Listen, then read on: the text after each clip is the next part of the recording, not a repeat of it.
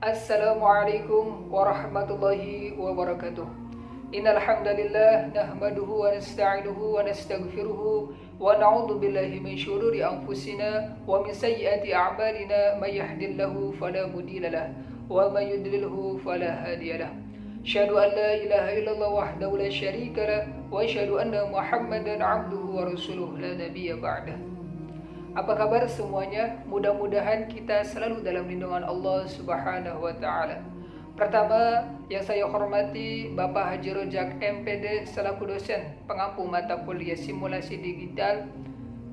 Tentunya sebelumnya izinkan saya memperkenalkan kelompok kami. Kami dari kelompok 2 yang beranggotakan yang pertama dengan diri saya sendiri, saya Hadad Alwi, yang kedua Muhammad Iqbal Az-Zuhri, yang ketiga Irwan, yang keempat Istiadatul Hasanah, yang kelima Nur Khadijah Putri Mulyaningsi, dan yang keenam Dian Kistin Korina.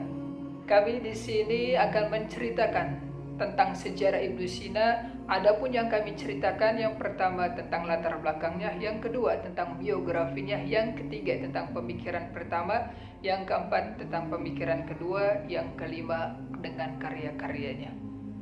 Oke, simak videonya. Bismillahirrahmanirrahim. Kali ini saya akan membacakan latar belakang tentang filsafat Ibnu Sina.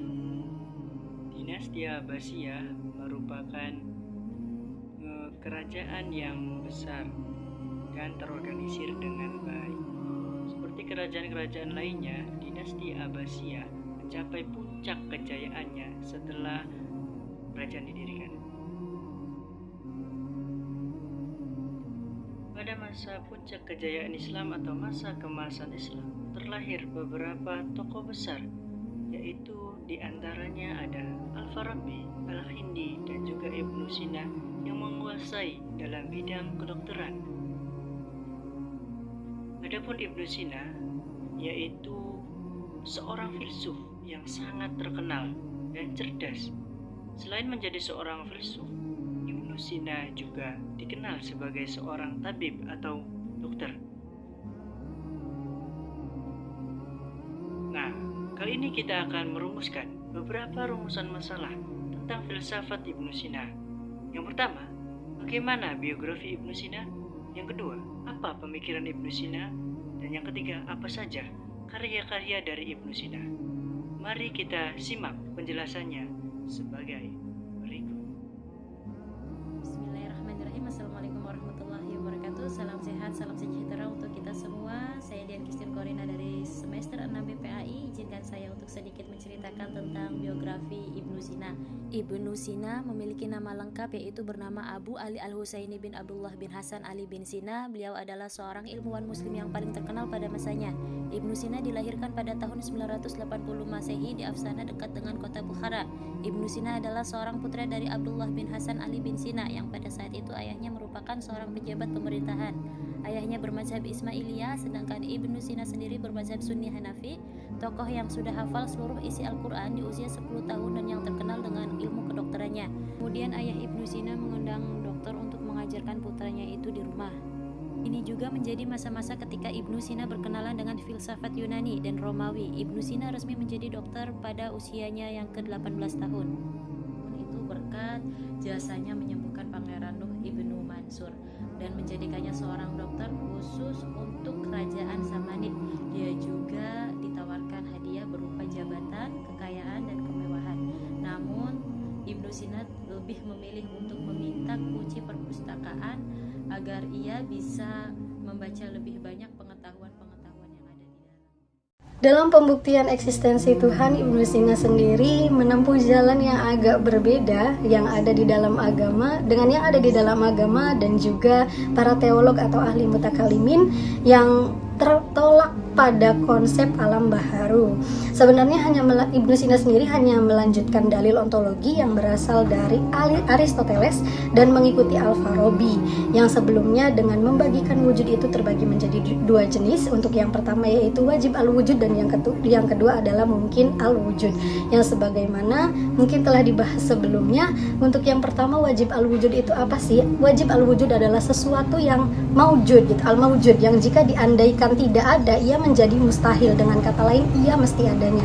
Untuk yang kedua yaitu mungkin al-wujud adalah yang tidak diandaikan, tidak ada atau ada, ia tidak menjadi mustahil. Maksudnya ia boleh ada dan boleh tidak ada atau tidak ada dari sisi manapun.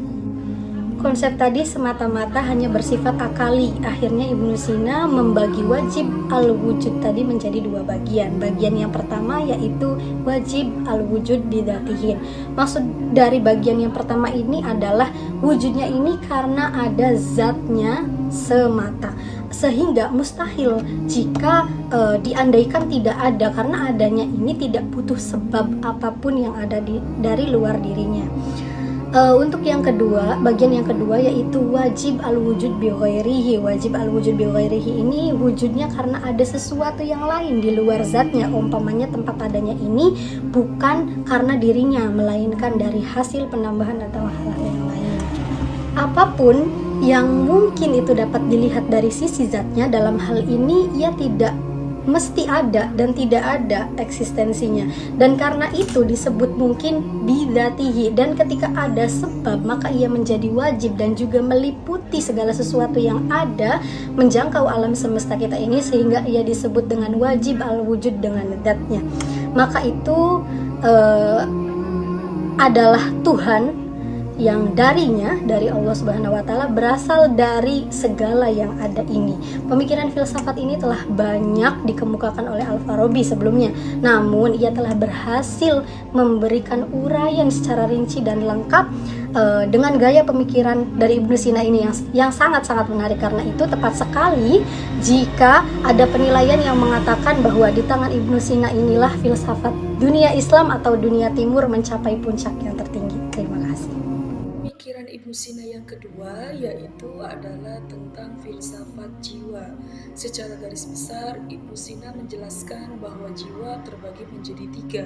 Yang pertama ada jiwa tumbuhan yang disebut dengan an-nafs an-nabatiyah, dan yang kedua adalah jiwa hewan yang disebut dengan an-nafs al-hayawaniyah, dan yang ketiga ada jiwa manusia yang disebut dengan an-nafs an-nabkiyah. Berikut adalah penjelasan lebih lengkapnya tentang detail pemikiran jiwa dari masing-masing yang sudah disebutkan oleh Ibnu Sina. Yang pertama adalah jiwa tumbuh-tumbuhan atau an-nafs an-nabatiyah yang mempunyai hanya tiga daya, yaitu makan, tumbuh, dan berkembang biak. Jadi, jiwa pada tumbuh-tumbuhan hanya berfungsi pada ketiga komponen itu saja. Yang kedua, ada jiwa binatang yang disebut dengan an-nafs al-hayawaniyah yang memiliki hanya dua daya, yaitu gerak yang disebut dengan al-muharrikat dan menangkap yang biasa disebut dengan al-mudrikat. Daya menangkap ini terbagi menjadi dua, yaitu yang pertama menangkap dari luar dengan panca indera, dan yang kedua menangkap dari dalam dengan indera batin.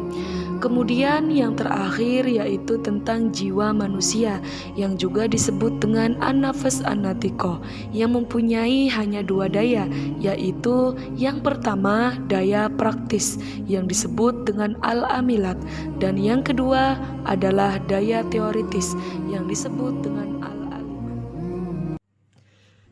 Bismillahirrahmanirrahim. Saya Muhammad Iqbal. Saya ingin menjelaskan secara singkat tentang karya-karya yang ditulis oleh Ibnu Sina. Beberapa karyanya yang ditulis oleh Ibnu Sina yaitu Canon of Tib atau Canon of Medicine. Kitab ini berisikan tentang kitab kedokteran yang menjadi rujukan utama dunia kedokteran Eropa selama berabad-abad. Yang kedua ada Asy-Asyifa, terdiri dari 18 jilid berisikan tentang berbagai macam ilmu pengetahuan. Asyiah Syifa ini merupakan pengetahuan di bidang filsafat. Yang ketiga ada An-Najat. An-Najat ini sebuah karya kitab yang berisikan tentang ringkasan dari kitab Asy-Syifa. Kitab ini ditulis untuk para pelajar yang ingin mempelajari ilmu hikmah. Yang keempat ada Fi Aqsam Al-Ulum Al-Aqliyah. Fi Aqsam Al-Ulum Al-Aqliyah ini merupakan karya dalam ilmu fisika. Buku ini ditulis dalam bahasa Arab dan masih tersimpan dalam berbagai perpustakaan di Istanbul maupun di seluruh. Oke, demikian tadi mengenai sedikit sejarah tentang Ibnu Sina. Mudah-mudahan kita bisa ambil manfaatnya dan bisa kita pahami bersama. Akhir kata, laisa ajrahu yukrimuni walakin jamala dzikra yahsu qalbi. Bukan perpisahan yang menyakitiku, tetapi kenangan indah bersamamu yang mengguncangkan jiwaku. Wallahul muwaffiq ila aqwamit thoriq. Wassalamualaikum warahmatullahi wabarakatuh.